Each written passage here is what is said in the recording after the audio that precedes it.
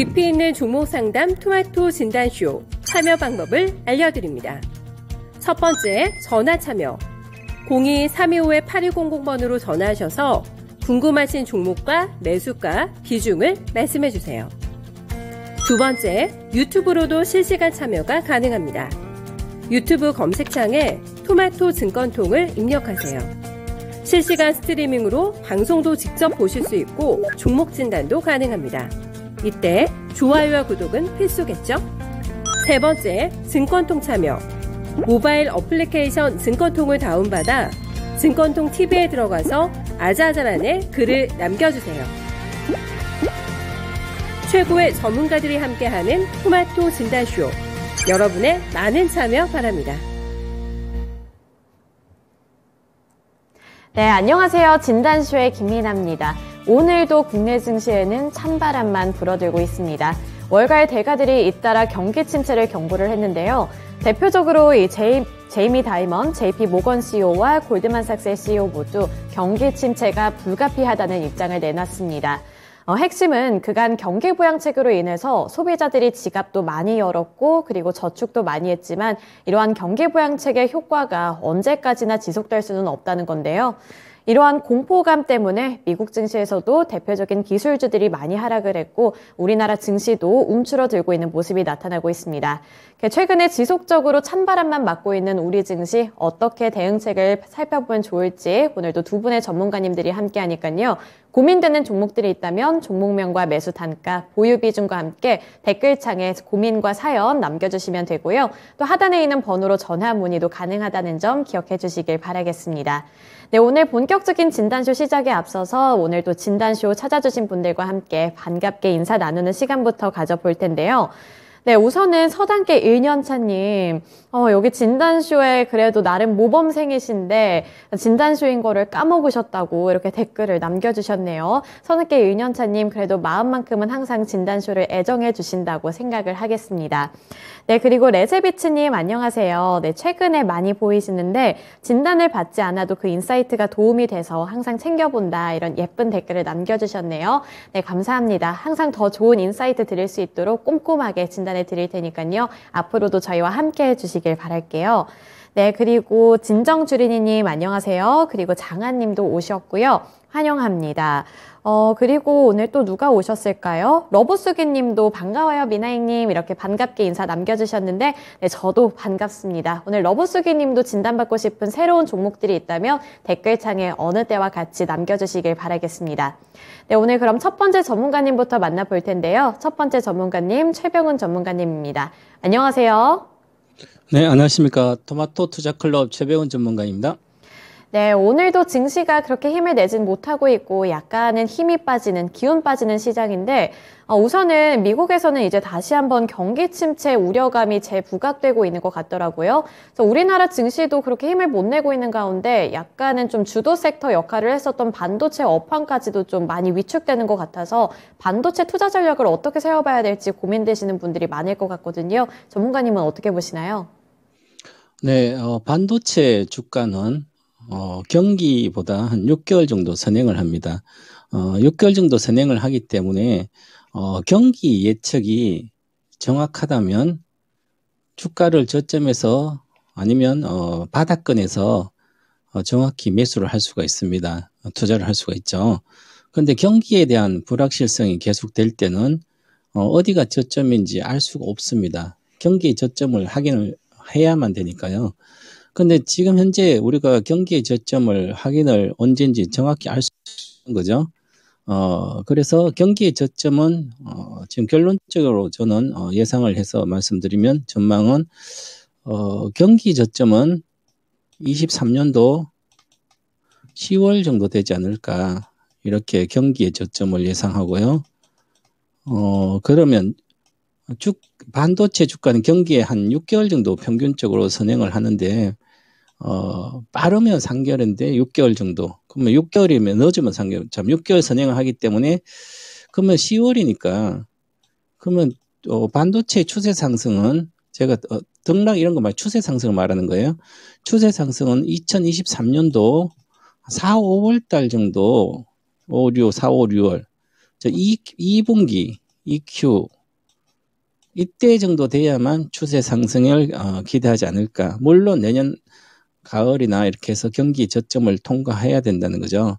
그런데 우리가 최근에 하이닉스 주가도 이렇게 보시면 9월 말부터 빠졌다가 올라갔지만 실질적으로 박스권 상단도 못 갔죠. 지수보다 훨씬 더 낮은 구조로 가고 있습니다. 그러면 우리나라 반도체 대표적인 종목은 삼성전자와 하이닉스, 그 다음에 비메로 반도체 파운드리는 DB 하이텍 이렇게 세 개가 있습니다. DB 하이텍은 좀 성향이 파운드리만 하니까 좀 다르고요. 그러면 이 삼성전자와 하이닉스는 반도체 비중이 하이닉스는 다고요. 삼성전자도 거의 3분의 2 정도 가까이 되죠. 그죠? 그러면 경기에 가장 민감하게 주가에 반영되는 종목은 삼성전자보다 하이닉스입니다. 반도체만 사업부만 있기 때문에 그러면 반도체 경기에 가장 민감하게 반동되지만 경기에 반도체가 선행하기 때문에 경기에 또 민감하게 반영됩니다. 그러면 경기가 불확실하고 나쁘다 그러면 반도체 종목 중에 하이닉스는 매매를 하에 관심을 제외해야 되겠죠. 그런데 많이 빠졌다고 잠깐 단기 매매한다 하더라도 추세 상승은 이루어지기 때문에 짧게 먹고 크게 깨지는, 적게 먹고 크게 깨지는 게 반복됩니다. 자, 그러면 삼성전자는 조금 다르죠. 최근에 지수처럼 똑같이 강하게 올라왔습니다. 그럼 삼성전자는 반도체 말고도요, 다른 사업부들이 IT 사업부들이 많고 그 IT 그룹주라고 보면 됩니다. 그러면 삼성전자가 추세를 상승을 한다면 경기에 확실히 좋아진다는 게 미리 알 수가 있습니다. 그래서 지금은 반도체 쪽이 삼성전자도 최근에 이번 주에 급락을 하고 있죠. 그러면 삼성전자는 경기에 대한 우려가 지금 반영이 되고 있는 거죠. 그 다음에 하이닉스도 경기 침체나 이런 우려가 반영되고 있고요. 그럼 우리 전체 시장에서 전체 종합주가지수 코스피 기준으로 보면 최근 들어서 급등하다가 일주일째 급락을 하고 있습니다. 그러면 이 급락은 현재 기준으로 보면 경기 침체가 우려돼서 빠지는 것도 있지만 이거보다 더 큰 것은 고용지표가, 미국의 고용지표가 생각보다 둔화가 되고 있지만 잘 나왔습니다. 잘 나왔다는 것은 고용에 문제가 없는 거죠. 고용에 문제가 없으면 금리, 물가를 잡기 위해서 기준금리를 강하게 계속 올리든지 아니면 올려놓고 계속 장기간 유지하면 되는 거죠. 이제 실업률이라든지 고용 이런 게 보고 경기 사람들이 고용이 실직을 계속 한다든지 이러면 강하게 금리 올려가지고 긴축을 하기 어렵습니다. 그런데 고용에 문제 없으니까 현재 기준으로는 긴축이 계속 이어진다는, 긴축이 장기간 이어질 거로 예상이 되기 때문에 주가가 빠지는 거죠. 그리고 경기에 대한 우려도 있기 때문에 지금 현재 사실은 경기 지표를 보면 경제 지표 중에 크게 빠지지 않고 있습니다. 기준금리가 1%대에서 지금 4%대까지 왔는데도 경기에 큰 문제가 없어요. 그래서 고금리가 계속 이어지겠다 이런 생각을 하고 있는 거고요. 만약에 이제 이제 내년 2월달 늦어도 2월이나 1월달 2월에 CPI가 급락하면서 경제 지표도 같이 급락을 하면 그때는 경기 침체가 실제로 데이터 확인이 되기 때문에 지금보다 훨씬 더 큰 위험을 줄 수가 있습니다. 지금은 이제 긴축도 계속 장기화되는 그런 의미도 있기 때문에 빠져도 크게 빠지지 않을 걸로 보여요. 그래서 어느 정도까지 가서 박스권 안에 머물 걸로 보이기 때문에 큰 우려는 아니고요. 지금은 경기에 대한 우려보다도 긴축에 대한 우려가 계속 있는 겁니다. 그러면 삼성전자 이런 하이닉스라든지 이런 종목들은 아직까지는 어디가 바닥이든지 논하기가 어렵습니다. 왜냐하면 내년 5월달 정도 2분기에 경기가 바닥이라면 이미 주가는 바닥치고 올라가고 있어야 되겠죠.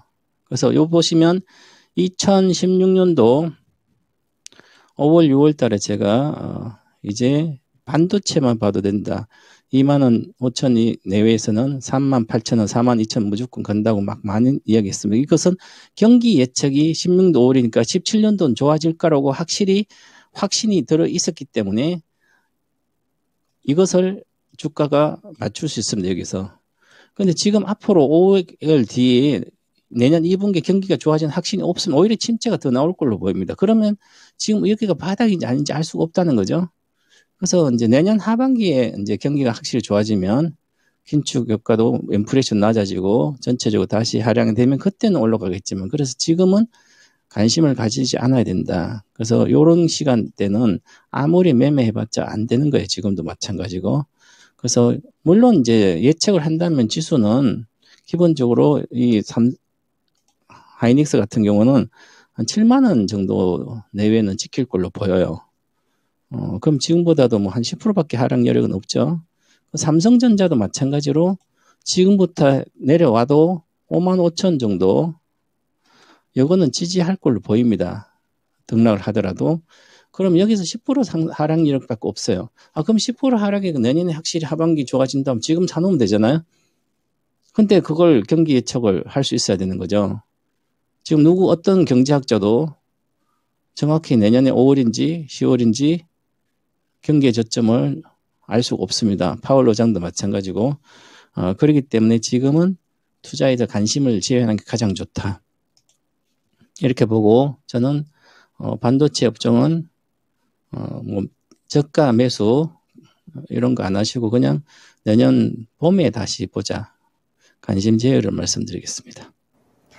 네, 경기 침체 그리고 이어서 반도체 업황에 대한 이야기를 들어봤는데요. 워낙에 우리나라 증시에서 반도체가 차지하고 있는 비중도 많고 반도체는 거의 기본템으로 갖고 계신 분들도 많을 것 같습니다.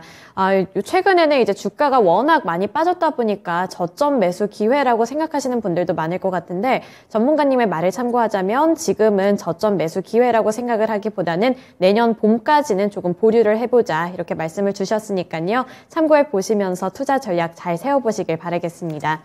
네, 이어서 첫 번째 종목 진단으로 넘어가 볼 텐데요. 오늘 또 많이 하락하고 있는 종목 중에 하나인데 장하님 님이 보내주신 LG전자입니다.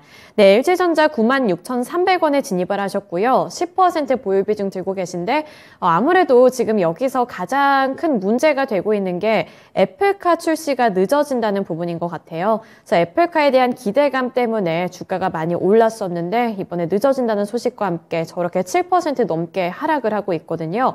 그래서 이 종목을 어떻게 대응해 봐야 될지 고민이 되신다고 하는데요. LG전자 어떻게 보는 게 좋을까요? 현재는 보유해야 되고 7% 빠졌으니까 올라가기 전 가격까지 이제 내려왔습니다. 물론 이제 센티멘털에 의해서 주가는 많이 움직입니다. 단기적으로는. 그러면 애플카가 2026년도 로 연기됐는데 그것도 또 연기될 수도 있죠. 그리고 뭐 5단계 레벨 사실은 지금 현재 불가능한 거고 그래서 4단계 정도는 가능하겠지만 애플카 관련된 LG전자가 뭐 관련 매출을 계약한 것도 없고 사실은 기대감이죠. 애플카가 나면 LG그룹이 최대 수혜주다 이렇게 하는데요. 사실은 여기에 실적 예상치 이 예상치에는 애플카 관련돼 들어가 있지 않습니다. 그러면 막연하게 지금 2021년도에요. 앞으로 4년, 3년 뒤에 25년도 하더라도 26년도 하더라도 아직 멀었습니다. 이미 주식은 가지고 계속 사고 팔고 있죠. 그래서 뭐 올라갈 때는 그거 조금 이야기만 나와도 루머만 나와도 올라가고 또 내려가고 그러죠. 그리고 지금 현재는 뭐 최근에 가장 잘 올라왔지만 가전 관련된 코로나 때 그 수혜주는 이렇게 가전 관련된 수혜가 있고 전기차나 친환경보다는 그것 때문에 이렇게 많이 올라갔죠. 실적 워낙 좋았으니까요. 이제는 LG전자는 휴대폰 사업부를 접었기 때문에 그러면 적자 구조를 없앴으면 사업부 여러 개 사업부 중에 가전, 휴대폰, VS 사업부 이렇게 이렇게 있었는데 가전이 가장 좋았는데 가장 좋고도 휴대폰은 적자가 계속 적자를 떼냈습니다. 적자를 떼냈다는 것은 이제 VS 친환경 관련 부품 전기차뿐만 아니라 이런 쪽의 부품들은 고성장이 보장되는 기업들 사업부입니다. 그래서 이제 제대로 LG전자는 이 LG전자 한마디로 말하면 우리 아이가 바뀌었어요. 우리 달라졌어요, 그잖아요. 제가 그런 말을 쓴 게 또 포스코 이렇게 있거든요. 발을 뜨고 포스코도 친환경 관련된 소재라든지 이런 쪽에 많이 해서 과거에 철강 시대에서는 아무래도 성장을 못하는데 소재를 친환경 소재로 가면서 성장을 앞으로 2030년 이후도 성장이 구가될 수가 있습니다. 그래서 우리 아이가 달라졌어요. 아이 쳐다보지도 말아야 되는 주식인데 이제는 쳐다봐도 되는 주식이 됩니다. 그렇듯이 LG전자도 이제 우리 아이가 달라졌어요. 이제 달라지기 시작하고 있습니다. 초기입니다. 그래서 나중에 보면 이 19만 3천 원은 당연히 돌파할 걸로 보입니다. 장기적으로는. 자, 그리고 이제 내년부터 시작해서 지금도 마찬가지지만 전기차 관련된 배터리 팩뿐만 아니라 관련된 부품들 수혜를 직접적으로 보기 때문에 관련된 수주가 계속 이루어질 걸로 보입니다. 그래서 VS 사업부가 가장 큰 고성장이기 때문에 그래서 휴대폰 사업부 떼낸 게 완전히 이제 성장 엔진을 달아서 적자 사업부 떼고 갔기 때문에 추세적인 상승 충분히 가능하다. 그리고 과거에 가장 좋았던 것은 지금 안 좋겠지만 그래도 그것을 다 주가 이미 다 반영된 상태입니다. 그렇기 때문에 반영된 상태고 보시면 빠져봤자 이제 여기서 5% 10%밖에 되지 않고요. 평균적으로 보더라도 저점이 추가 하락은 제한적입니다. 122평선은 당연히 지지할 걸로 보이고요. 장기적으로 그러면 보시면 19만 3천에서 저점은 하락파 완료가 된 것을 알 수 있는 것은 월봉으로 볼 수 있거든요. 그럼 거래가 실리고 나서요. 하락 파동은 이렇게 완료가 됩니다. 여기서 보시듯이 여기도 이렇게 나오듯이 지금 현재 기준으로 보면 하나, 둘, 셋, 3천 파동이 동원 3천 파동 나온 상태고 이 저가를 돌파한 상태에서 지금 내려오고 있던 눌림목 구간입니다. 여기가 눌림목 구간하고 다시 상승하고 다음 달 이달에 좀 끌어올리고 나서요. 아니 이제 꼬리 달림 다음 달부터는 내년 봄까지 한 13만 5천까지 정도는 12만이나 13만 대까지는 충분히 갈 수 있는 그런 종목으로 놓여 있다 이렇게 보시면 될 것 같고요. 예를 들어서 애플카가 실적에 미리 반영돼서 주가가 간다면 추세적인 더 하락이 있을 수 있지만 그게 아니기 때문에 심리적인 요인이기 때문에 다시 그리고 지금 현재는 12월 달이기 때문에 다음 주 이후부터 공매도에 대한 환모수도 충분히 지금 현재는 공매도 환매수가 안 됐거든요. 그래서 다음 주부터는 그 물량도 들어올 걸로 보이기 때문에 아침부터 주가를 큰 악재도 아닌데 주가를 이제 외국인들이 JP 모건에서 한 5만 주를 그냥 강력하게 시가부터 때려서 빼놓은 것 자체다. 공매도 세력들은 지금 오히려 빼놔야만 손실을 적게 볼 수 있기 때문에 그래서 큰 의미가 없다고 보시고 좀 더 빠지더라도 2, 3천 원이다. 기다려도 되지 않을까 보고 저는 보유 관점으로 말씀드리고요. 내년 봄까지 가져가면 충분히 이익 나지 않을까 이렇게 보여집니다. 네, LG전자, 애플카와 엮이면서 참 들썩들썩 많이 들썩이는 종목인 것 같습니다. 오늘 같은 경우에는 이 출시가 지연된다는 소식과 함께 많이 하락을 해서 걱정되시는 분들도 많을 것 같은데요. 우선은 내년 봄까지는 보유해 보면서 대응을 해보자 이렇게 말씀을 해주셨으니까요. 여기서 매매 포인트, 투자 전략 포인트 잘 잡아보시길 바라겠습니다.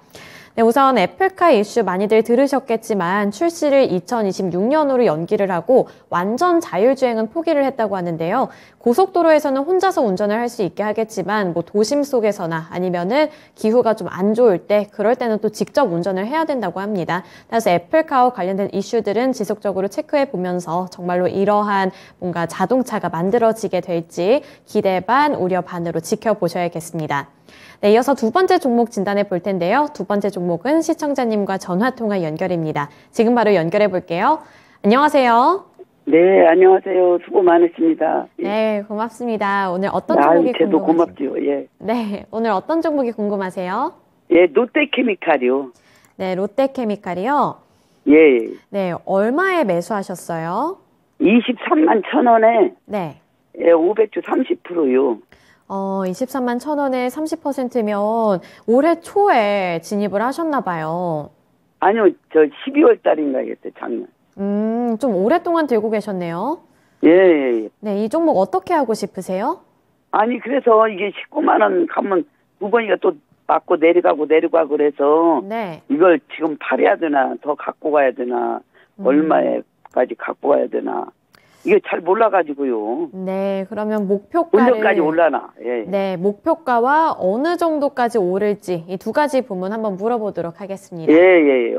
네, 전문가님 롯데케미칼 상당히 오랫동안 들고 계셨고요. 그래도 최근에는 모멘텀이 좀 있었던 것 같아요. 그래서 19만 원 선을 지금 뚫냐 안 뚫냐 이 부분을 지켜보고 계신 것 같은데 이거 조금 더 들고 가는 게 맞을까요? 아니면 지금 정리해 보는 게 맞을까요? 어느 정도까지 좀 네, 일단 보유 의견 드리겠습니다. 그리고 시청자님 안녕하세요. 그냥 반갑습니다. 네, 유상증자 받으실 건가요? 근데 유상증자를 받아야 좋을란가 모르니까요. 잘 좀 네. 부탁드립니다. 예, 예. 네, 제가 결론 내드리겠습니다. 유상증자 엄청 좋은 기회입니다. 다 받으시고요. 비중도 30% 괜찮아요. 23만 원인데 지금 뭐 한 4만 원이니까 한 15% 깨져 있는데 20%. 작년 12월에 샀으면 다른 것도 다 이렇게 더 많이 내려왔어요. 그죠? 근데 이 롯데케미칼은 대한유화랑 순수화학 쪽인데 원래는 그러면 순수화학은 경기와 거의 동행을 합니다. 그러니까 경기가 좋아져야만 경기 필수적이 좋아져야만 이 판매가 많이 되고 좋아지는 거죠. 근데 이 롯데케미칼은 기본적으로 이제는 제가 아까 LG전자 포스코 그룹도 포스코도 오리아이가 달렸어요. 중장기적으로 완전히 턴어라운드 되고 있죠. 그리고 LG전자도 이제 휴대폰 사업부 팔고 오리아이가 달렸어요. 중장기로 추세 상승이 될 걸로 보여요. 그 다음에 롯데케미칼도 이제 오리아이가 달려졌어요. 왜 그럴까요? 제가 롯데그룹은 늘 과거에는 그렇게 얘기했어요.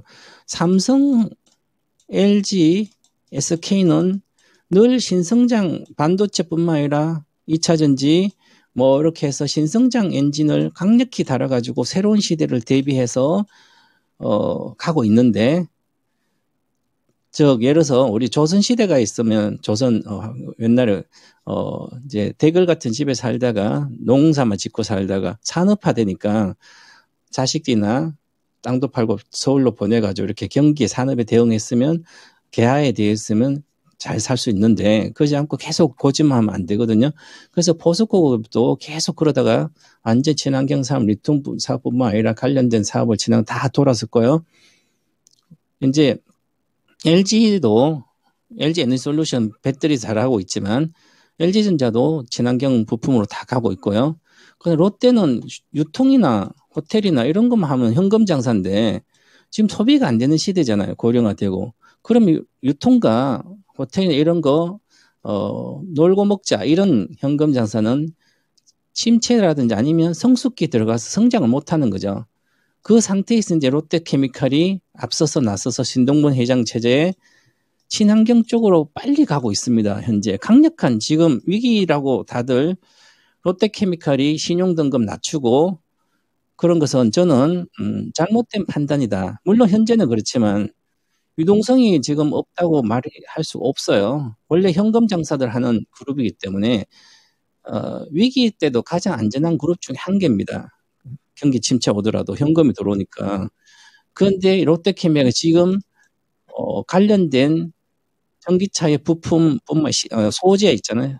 소재업도 강화된 상태고요. 특히 또 일진머티리얼 인수를 해가지고 일진머티리얼 인수해서 이제 동박까지 강력한 소재 중에 나중에 반도체 같은 산업이죠. 그것을 인수해가지고 돈을 많이들 해놨습니다.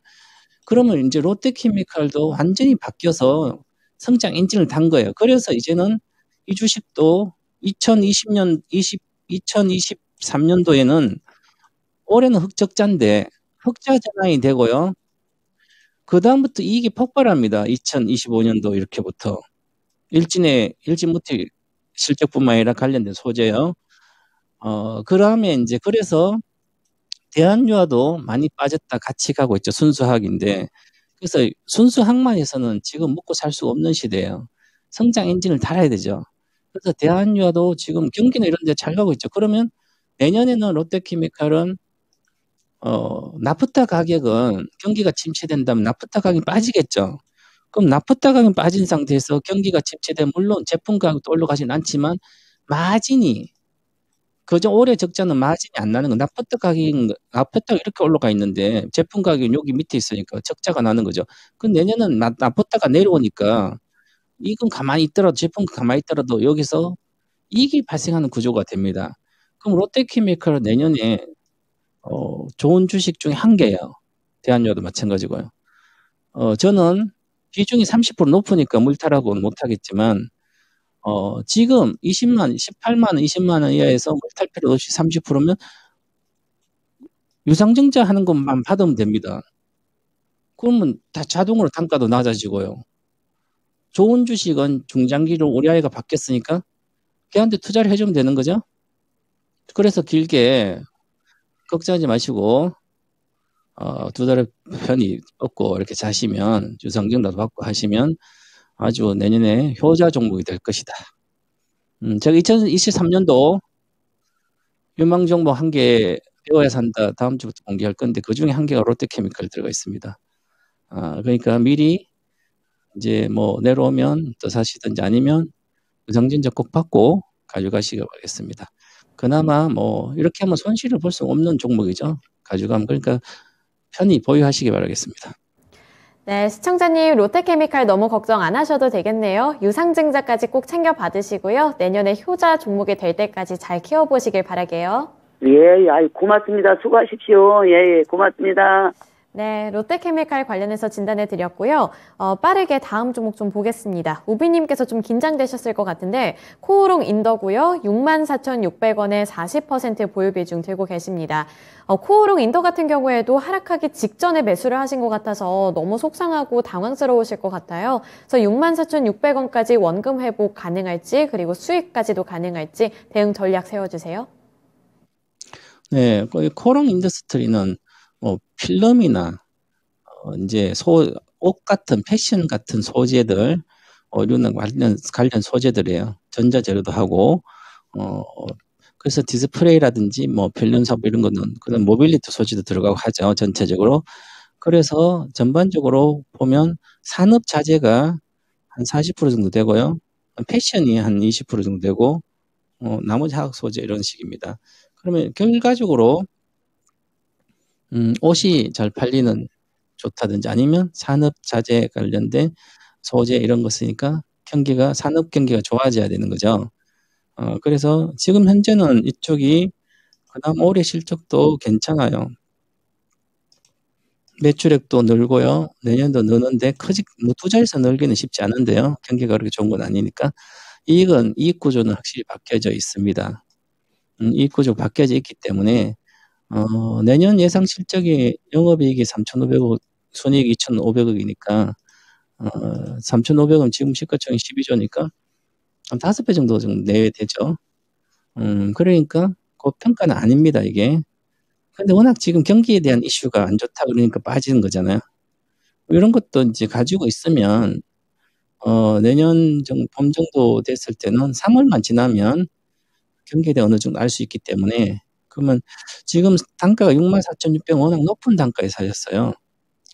이제 경기가 앞으로 나빠진다고 생각하는데 주식을 경기 관련된 주식 사서 미리 사서 들고 있으면 올해 여름이잖아요. 여기서 잠깐 했을 때 경기가 앞으로 좋아질 거다.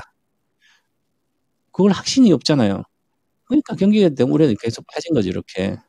이제는 뭐 한 몇 개월만 지나면 내년 2분기부터는 아무리 늦어도 반등, 경기에 대한 반등, 주가가 미리 선행할 거로 보이기 때문에 그러면 몇 개월만 참으면 되니까 이건 하락엔 제한적이에요. 그래서 항상 보시고 주가가 이렇게 있잖아요. 21년도 9월 때 엄청나게 올랐잖아요. 실투주고. 그러면 당연히 제자리를 가요. 경기가 나빠지면. 제자리 왔잖아요. 그죠? 이렇게. 그전에 IMF 코로나 전까지. 그래서 올라가면 어느 정도까지 간대 단가를 비중이 높네요. 일단은 5만 5천 원 정도까지 갈 때까지는 좀 보유를 하시는 게 좋고요. 그때 다시 경기라 여러 가지 체크하고 문의를 하시면 좋을 것 같습니다. 네, 코오롱 인더 설정해주신 가격 구간까지 잘 보유해 보시다가 그때 다시 한번 AS 받으러 진단쇼 찾아주시길 바라겠습니다. 오늘 최병훈 전문가님과는 여기까지 진단해 보겠습니다. 오늘 말씀 고맙습니다. 감사합니다. 네, 최병훈 전문가님과 함께 반도체 경기 침체 이야기 그리고 다양한 종목 진단까지 해드렸는데요. 다음으로는 이광무 전문가님이 함께 해주실 예정이니까요. 또 고민되는 종목들, 종목명과 매수 단가, 보유 비중, 사연과 함께 댓글창에 남겨주시길 바라겠습니다. 그리고 댓글 보니까 아까 애플카 관련해서 LG전자가 나와서 그런지 애플카 그리고 자율주행에 대한 이야기가 많이 나오고 있네요. 네, 서단계 1년차님께서 자율주행은 설사 출시가 되더라도 소비자가 마음을 놓고 구매하기까지는 오랜 시간이 필요할 것 같다 이렇게 말씀을 해주셨는데 저의 생각도 좀 그럴 것 같다는 생각이 들어요. 이게 아무래도 나의 안전과 직결이 되어 있다 보니까 이게 출시가 된다고 하더라도 테스트를 좀 많이 해보지 않을까 싶고요. 그래서 출시를 좀 지연하지 않았나 싶습니다. 애플 쪽에서는 애플카뿐만 아니라 최근에는 뭐 헤드셋까지도 출시를 좀 지연하겠다 이러한 좀 안 좋은 소식만 내놓고 있어서 관련 종목들의 주가의 흐름이 참 변동성이 강한 것 같은데요. 이러한 관련 종목들, 애플 관련 종목들 어떻게 대응해 보면 좋을지 이광무 전문가님과 말씀 나눠보겠습니다. 안녕하세요. 네, 안녕하세요. 이광무 전문가입니다. 네, 안녕하세요. 이번에 뭐 애플과 관련되어 있는 종목들이 참 들썩들썩거리고 있는 것 같은데 두 가지가 있잖아요. 애플카 네. 그리고 헤드셋이 있는데 이게 다 지연이 된다고 해서 지금 이거 빨리 손절을 해야 되나 아니면 뭐 물타기를 해야 되나 고민하시는 분들이 많을 것 같아요. 전문가님이라면 어떻게 하실 건가요? 네, 일단은 애플카라든지 뭐 그 밖에 주요 신기종에 대해서 이 지연설이 아니라 지연이 거의 확정적인 뉴스가 좀 많이 나오기도 했습니다. 아무래도 뭐 기술력 반영에 대한 내용들이 좀 전해지면서 출시 시기가 좀 미뤄졌다라고 생각이 좀 되고요.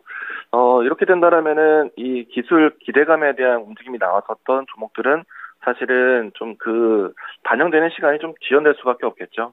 악재입니다. 그렇기 때문에 그동안에 좀 기대감에 선반영이 되었던 움직임이 선반영이 되었던 종목들 같은 경우에는 좀 어느 정도 좀 정리 관점이 좀 필요하지 않을까. 시선에 대한 투자 심리가 좀 바뀌었다라고 보시면 좋을 것 같고요. 그래서 저는 이들 관련된 종목들은 지금 단기 약세 출현한 것이 맞기 때문에 물량을 좀 축소하거나 종목을 좀 교체하는 관점으로 보시는 게 좀 필요할 것 같고요. 이미 이제 지금 예고되고 있는 지연 시기 자체가 당장 다음 분기 뭐 내년 이렇게 그려지는 것이 아니라 상당한 시간이 좀 필요할 것 같습니다. 그렇기 때문에 여기 섹터에 여기 관련된 종목에 계속 지고 있는 거는 조금은 어렵다라고 생각이 듭니다. 일단 가급적이면 종목 정리 관점, 교체 관점으로 이야기 드리겠습니다. 네, 애플과 관련되어 있는 특히 애플카 그리고 MR 헤드셋과 관련되어 있는 종목들은 우선은 종목을 교체해보자 이런 의견 주셨으니까요. 잘 참고해 보시길 바라겠습니다. 네, 이어서 첫 번째 종목 진단 넘어가 볼 텐데요. 앞서서 레제비츠님이 댓글창에 남겨주신 종목인 것 같은데 무림페이퍼입니다. 무림페이퍼 2,730원에 3% 보유 비중 들고 계신데요. 비중이 좀 적네요. 그런데 회사 매출도 늘어나고 있는 것 같고 일회용품 금지 관련된 이슈로 매수를 했는데 여기서 추가 매수하는 거 괜찮은지가 궁금하다고 하시거든요. 그래서 무림페이퍼 앞으로의 전망 어떻게 보시는지도 궁금하고요. 그에 맞는 대응 전략도 함께 세워주세요. 네, 일단은 일회용품 금지 관련해서 좀 한 차례 좀 큰 등락이 좀 나왔습니다. 만약에 그 이전에 매수하셔서 그 등락을 좀 지켜보셨다라면은 차익 실현 기회를 좀 놓친 것에 좀 아쉽다라고 생각이 좀 되고요. 다만 이제 이 시세가 좀 진행되고 난 다음에 접근하셨다라면은 지금은 무리하게 이 종목에 좀 비중을 좀 크게 담기보다는요, 조정되어지면은 좀 담아볼 만하다라고 생각이 됩니다. 일단은 재지 종목들 같은 경우에는 연말에 또 시장이 좀 많이 흔들릴 때에 자산주로서 좀 관심이 좀 살아나기도 하고요. 그리고 배당에 대한 매력도 있고, 그리고 일회용품 금지에 대한 이슈는 사실 단기적인 내용들보다는 장기적으로 이 재지 종목들에 대한 실적이 좀 나아질 수 있는 환경이 조성되는 것이기 때문에 저는 좀 장기적으로 접근하시는 것에 대해서는 괜찮다라고 얘기드리겠습니다. 다만 이제 지금은 한 차례 좀 큰 움직임이 나오고 난 다음에 주가가 좀 진정되고 있기 때문에 단기적으로 뭔가 좀 턴어라운드 자리를 좀 접근하기보다는 좀 내려왔을 때 비중을 좀 늘려가는 전략으로 이 종목을 좀 접근하셨으면 좋겠습니다. 추가 매수 하셔도 괜찮다. 주가가 좀 조정되어질 때 접근하자라고 얘기 드리겠고요. 가격적으로 본다라면은 2,200원 라인대까지 좀 열어놓고 종목을 좀 느슨하게 대응하시는 게 필요하겠다라고 얘기 드리겠습니다. 무림페이퍼는 조정당했을 때 한번 조금 더 추가 매수를 해보자 이렇게 말씀을 해주셨습니다. 2,200원 구간까지 설정을 해주셨으니까요. 약간은 마음의 여유를 갖고 대응해 보시기를 바랄게요. 네, 앞서서 일회용품 금지 관련된 이야기를 언급해 주셨는데 진짜 그거는 좀 환경적으로 이게 조금 더 정착이 되면 더 탄력을 받지 않을까 이런 생각도 듭니다. 그래서 잘 참고해 보시면서 대응 전략 세워보시길 바랄게요. 네, 이어서 다음 종목 볼 텐데요. 다음 종목은 조미현님께서 보내주신 나노신소재고요. 86,500원에 30% 보유 비중 들고 계십니다. 네, 나노신소재 지금 84,700원 구간에서 움직이고 있는데요. 오늘 같은 시장 속에서도 저렇게 좀 소폭으로 오르고 있는데 나노신소재는 어떻게 대응해 보는 게 좋을까요? 네, 일단은 여기에서는 주가 비중을 늘리는 것은 좀 자제하시고요. 매수하신 가격대까지는 좀 무난하게 기다려 보셔도 좋지 않을까 생각을 합니다. 2차전지 소재 관련된 종목들, 2차전지 산업, 전기차 산업에 대해서 지금은 좀 등락에 대한 변동성, 차익 실현 물량들이 좀 순환매가 나오고 있지만은 그래도 좀 장기적으로 봤을 때 절대 크게 소외될 종목은 아니다라고 생각이 좀 되고요. 그래서 나노신소재 손실 보지 마시고요. 수익 전환 자리 때까지 보셔도 좋을 것 같고, 지금은 주가가 올해 꾸준하게 좀 박스권 형태로 좀 진행되었기 때문에 만약 올라온다라면은 9만원 초입 구간에서는 차익 실현 자리를 좀 일부 염두하시면서 대응하셨으면 좋겠습니다. 지금은 홀딩 의견 드리겠고요. 추가 매수는 자제하자라고 이야기 드리겠습니다. 네, 나노신소재 보유 의견 주셨습니다. 그리고 여기서 추가 매수는 자제하자 이렇게 말씀 주셨으니까요. 나노신소재 잘 보유해 보시면서 대응 전략 다시 한번 점검해 보셨으면 좋겠습니다. 네, 나노신소재도 최근에는 그래도 시장에서 많은 분들이 관심을 주고 계신 것 같아요. 그래서 나노신소재뿐만 아니라 다른 종목들, 내가 갖고 있는 종목들이 좀 빠르게 움직여줬으면 좋겠는데 참 요즘 시장 상황이 녹록지가 않은 것 같습니다. 그래서 고민이 되는 종목들, 어떻게 해야 될지 모르는 종목들이 많으시다면 혼자 고민하지 마시고 진단쇼에 가져오셔서 진단도 받아보시고 또 나머지 꿀팁들도 얻어가셨으면 좋겠는데요. 이광무 전문가님께 또 진단받고 싶은 종목들이 있다면 유튜브 댓글창 활용해 주시고요. 또 하단에 있는 번호로 전화 문의도 가능하다는 부분 기억해 주셨으면 좋겠습니다. 네, 그리고 그 사이에 남극곰님 출석 체크해 주셨네요. 네, 남극곰님 안녕하세요. 오늘은 좀 날씨가 풀렸는데 남극곰 입장에서는 오늘 날씨가 어떤가요? 좀 남극곰님께서는 왠지 모르게 조금 더 추워야 할 것 같은 그런 느낌을 받고 있습니다. 그리고 새롭게 곰팔님께서도 댓글창에 나타나 주셨는데 남극곰님이 곰패밀리 가자 이렇게 말씀을 해주셨네요. 두 분의 관계가 어떻게 되는지도 좀 궁금합니다. 이 토마토 TV에서 남극곰님과 곰팔님이 함께 등장해 주셔서 여기가 좀 남극토마토 같은 느낌으로 되는 것 같은데 댓글창에서 좀 함께 잘 어울려 주셨으면 좋겠네요. 네, 이어서 다음 종목 넘어가 보겠습니다. 네, 세 번째로 볼 종목은 전화통화 연결입니다. 지금 바로 연결해 볼게요. 안녕하세요. 안녕하세요. 네, 안녕하세요. 오늘 어떤 종목이 궁금하신가요? 네. 일동제약이요. 네, 일동제약 매수 단가랑 보유 비중은요? 38,350원입니다. 네, 38,350원에 50%. 비중이 좀 많으신데 이때 일동제약에 대한 확신이 있으셨나 봐요. 그 뭐 코로나 먹는 치료제 나온다고 해가지고 그 호재가 있다고 그래서 네. 한번 들어갔더니 이게 그냥 들어가자마자 상투 잡아가지고 어떻게 해야 할란지 잘 몰라가지고 지금 손절을 해야 할란지. 네, 좀 많이 답답하실 것 같은데. 예. 우선 그러면 일동제약 전체적으로 어떻게 해보면 좋을지를 물어볼까요? 예. 네, 알겠습니다. 예. 네, 전문가님 일동제약 비중도 많이 실으셨는데 그 이후에 갑자기 저렇게 하락해버리고 좀 아쉬운 상황이거든요. 그래서 전체적으로 그냥 어떻게 해야 될지 감을 못 잡겠다고 말씀을 해주신 만큼 어떻게 하면 좋을지 꼼꼼하게 전략 세워주세요.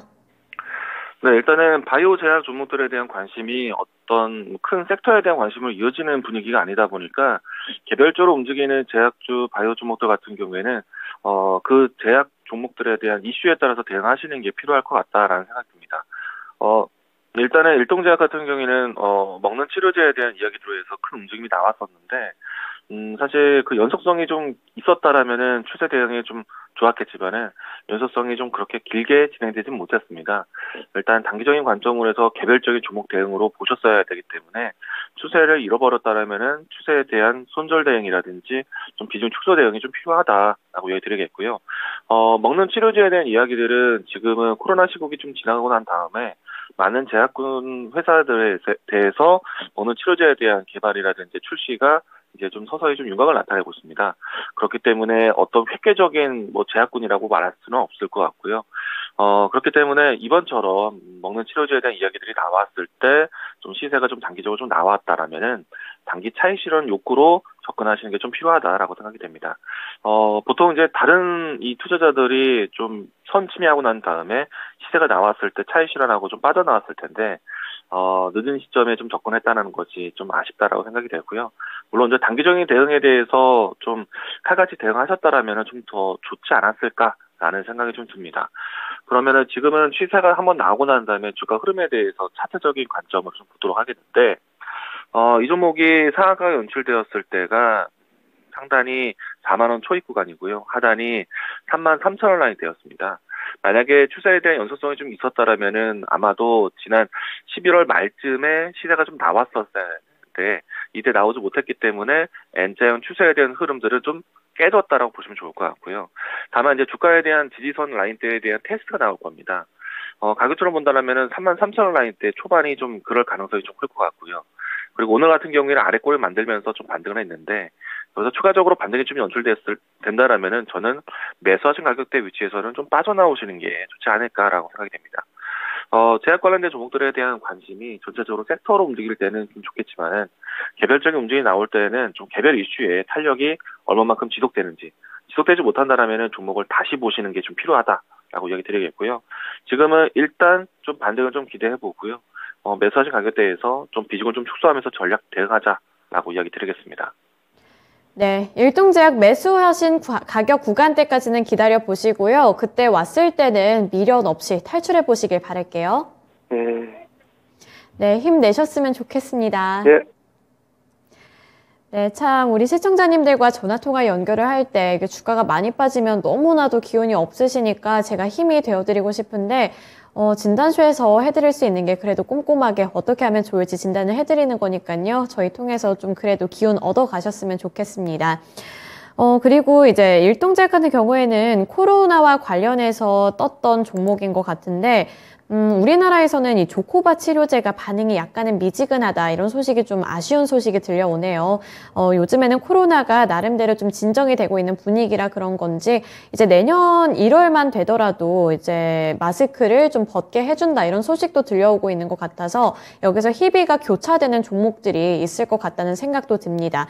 따라서 코로나와 실내 마스크 해제 이런 리오프닝 관련된 이야기들 지속적으로 체크해 보시면서 그 안에서도 힌트를 좀 얻어보셔야 될 것 같은데요. 두 번째로 다음으로 볼 종목이 아무래도 이 코로나 그리고 리오프닝과 좀 관련이 되어 있는 종목인 것 같습니다. 어쩌라고 내머미즈님이 보내주신 종목이고요. 한국 화장품 8,000원에 15% 보유 비중 들고 계십니다. 우선 목표가를 9,000원 정도로 보고 있다는데 추가 랠리가 나올까요? 이렇게 질문을 주셨거든요. 그래서 한국 화장품 같은 경우에는 뭐 리오프닝 관련해서 중국에서의 기대감도 받고 있는 것 같고 오늘만 하더라도 앞서 말씀드렸던 이 실내 마스크 해제에 대한 기대감까지 함께 안고 있는 것 같거든요. 그래서 9,000원까지 갈 수 있을지 전문가님의 의견도 궁금한데 어떻게 전망하시나요? 네, 일단은 9,000원대 가격에 대한 목표가를 보셨다라면 오늘 장중에 좀 큰 탄력이 나왔을 때 일부 차익 실현 준비를 하셨어야 되지 않나라고 생각이 됩니다. 아마 9,000원대를 염두하셨던 이유는 지금 추세가 나오고 있는 시세의 최근 고점하고요. 그리고 지난 연중 고점하고 그리고 주가 차트로 봤을 때 매물대가 크게 쌓여있을 가격대를 좀 의심하고 접근하신 게 아닌가라고 생각을 합니다. 다시 한번 올라온다라면은 9,000원 밑에 좀 9,000원 전후의 가격대에서 다시 한번 좀 물량 테스트가 나올 가능성이 좀 클 것 같고요. 그리고 한국 화장품을 비롯해서 화장품 종목들에 대한 움직임들은 지금 중국에 대한 리오프닝 기대감이 상당히 크게 진행되고 있기 때문에 좀 더 이슈적인 반복이 좀 나타나지 않을까라고 생각이 됩니다. 그래서 주가에 대한 흐름들이 좀 탄력적인 흐름들이 좀 곧잘 반복적으로 나오지 않을까라고 생각이 되고요. 일단은 지금은 현재 좀 더 지켜보자라고 얘기드리겠고 예상을 해본다라면은 내일 그리고 모레 정도의 위치에서 오늘 고점과 같은 위치가 다시 연출되지 않을까, 터치되지 않을까라고 예상을 해보고 있습니다. 일단은 지금은 목표가에 대한 시점에 대해서는 좀 그대로 유지하시면 좋을 것 같고요. 다음은 이제 익절가에 대한 설정하셔야 되는데 가격적으로 본다라면은 8,200원 라인대가 좀 지켜줘야 되지 않을까라고 생각이 됩니다. 그래서 8,200원 라인대가 깨질 때 익절가에 대한 고민을 해보셨으면 좋겠습니다. 네, 한국 화장품 8,200원 구간대가 중요하게 작용이 될 것 같으니까요. 함께 확인해 보시면서 대응 전략 짜보시길 바라겠습니다. 이렇게 화장품 이야기를 하다 보니까 이제 실내 마스크 해제에 대한 기대감에 대한 이야기를 안 할 수가 없겠는데요. 저는 개인적으로 마스크를 실내에서 이제 벗게 되는 거는 좋지만 답답하지가 않으니까 좋지만 겨울이다 보니까 최근에는 마스크를 착용하는 게 나름대로 나쁘지 않다 이런 생각이 들고는 했거든요. 그래서 여러분들은 어떠신가요? 저는 한파가 찾아왔을 때 마스크를 벗으면 이제 얼굴이 시려워서 다니지를 못하겠더라고요. 그래서 뭔가 나중에 정말로 이제 실내든 실외든 마스크가 없어졌을 때도 언젠가 한 번쯤은 좀 쓰고 싶을 수도 있겠다 이런 생각이 드는데 여러분들의 의견도 궁금합니다. 공유해 주셨으면 좋겠어요. 네, 이제 다음으로 볼 종목은 블루님께서 보내주신 M2N이고요. 5,010원에 5% 보유 비중 들고 계십니다. 수익을 볼 수 있을지 궁금하다고 하시는데 우선 M2N의 차트를 보면 너무나도 답답합니다. 정말 충분히 이거 수익 볼 수 있을지 궁금하실 만한 그런 종목인 것 같거든요. 저렇게 바닥에 붙어서 거의 흐름이 뚜렷한 움직임이 없는 것 같아서 M2N 수익 볼 수 있을지 궁금한데 어떻게 보시나요? 일단은 이 종목에 대한 선정 자체가 좀 잘못된 것 같고요. 그리고 M2N 같은 경우에는 신라젠 이슈가 좀 있으면서 움직였던 종목인데, 주가가 많이 빠졌다고 해서 싼 종목은 아닙니다. 다시 한번 재차 시장에서 관심을 받을 수 있는 종목인가, 그리고 모멘텀이 좀 살아있는 종목인가를 판단하셨어야 되는데, 종목을 잘못 골랐다라고 얘기 드리겠고요. 정리 관점 이야기로 이야기 드리겠습니다. 손절입니다. 네, M2N은 종목을 잘못 골랐다 이렇게 좀 쓴 소리를 주셨는데 이게 지금 바닥에 붙어 있어서 좀 싸다고 한 것 같은 저렴하다고 생각을 하고 매수를 하신 것 같은데 우선 여기서는 탈출을 하셔야 될 것 같습니다. 그리고 오늘 이제 마지막 문의가 되지 않을까 싶은데요. 불나방님께서 보내주신 문의고요. 유로메카 18,950원에 20% 보유 비중 들고 계신데 이거를 지금 물 타야 할지 아니면은 손절을 해야 될지 이 두 가지가 고민이라고 하시는데요. 전문가님 이거 지금 물 타기 해서 조금 더 기다려보는 게 나을까요? 아니면 지금 바로 손절하는 게 나을까요? 네, 일단은 지금은 비중이 20% 비중이기 때문에 차후에 이제 물타기 단가 낮추는 추가 매수 준비를 하셔야 될 것 같습니다. 다만 지금은 계속해서 신저가를 좀 경신하고 있는 모습이기 때문에 지금 실행하지 마시고요. 주가가 좀 더 안정적으로 되돌림이 나왔을 때, 그리고 이평선들이 좀 더 수렴될 때, 차트적으로 그런 이제 변곡점에서 접근하셨으면 좋겠다는 생각이고요. 지금 19,000원 근접해서 워낙에 좀 큰 손실을 보고 계시기 때문에 함부로 싸다라고 보이는 자리에서 접근하지 마시고 확실하게 주가가 턴 됐을 때 접근하시면 좋지 않을까 생각을 합니다. 아무래도 로봇 관련된 산업이기 때문에 시장에서 관심을 받을 수 있는 이슈적인 모멘텀이 있다라고 생각을 합니다.